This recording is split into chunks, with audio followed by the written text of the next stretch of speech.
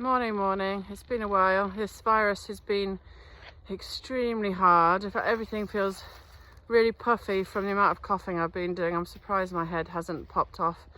Anyway, here I am doing a little light exercise because I'm going around the bend at home. And generally when you're feeling unwell, if you've got a temperature, you don't exercise at all. If you're feeling woozy, definitely not. If you're just, like me now on about day 12, 13, feeling just a bit groggy, a bit run down, but sometimes slight, mild exercise can help flush out the toxins. It can help you improve, but basically listen to your own body. But I feel as rough as a badger's bum, so the day today is beautiful, so I'm trying to just sweat it out a little bit and get out of the house. I feel like we've gone back in time, hearing that junior doctors are striking again after a record-breaking huge pay increase last year. I don't think they realise that most people I know in the private sector have had pretty much no salary increase in the last few years, or if they have, it's menial, kind of 1-2%, like tiny, teeny, insignificant increases.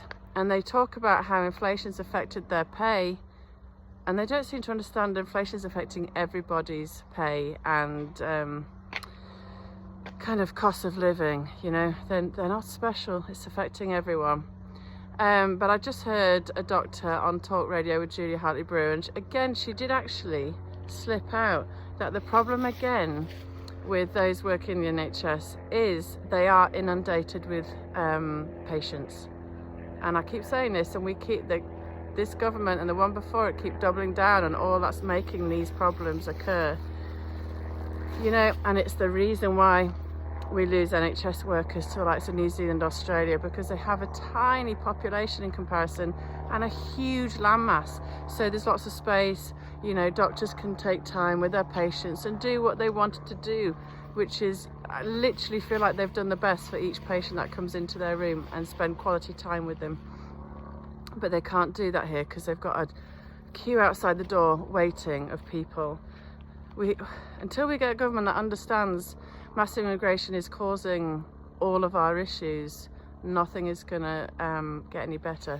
And it is appalling that we do hear of lots of straight-A students in Britain getting turned away from studying medicine. I think I've heard again it's because it costs too much to train our own. And again, we're just doubling down on what's causing all the problems. So instead of having our own bright students, we're bringing people in from abroad who might not be trained to the same standards, who may not speak the best English, who may need extra welfare support, yada, yada, yada. And the problem just grows.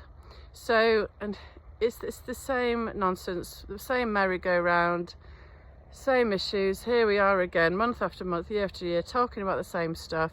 We need to train our own. We need to stop the waste in the NHS, which is insane, on DEI roles, net zero roles, mental cost price of purchasing products that could be brought down massively with proper centralised purchasing. Just get rid of all the crazy outsourcing of cooking and cleaning. Scrap the mentally large marketing budgets. There's so many areas to make savings that could then go into supporting our own students to train, obviously get nurses off doing degrees, get them back training on the wards. That brings more people into the workplace without having to get any more nurses from abroad, and then pay for doctors to do their degrees so long as they work in the NHS for 20 years. It's all negative, regressive, backward thinking. And like I said, until we get a government that sees the light, we're just going to be talking about the same stuff next year. Anyway, I'm going to take my puffy face off and hopefully start to feel properly better soon, because this is a really rough virus, I tell you. Anyway, enjoy that if you have any your way.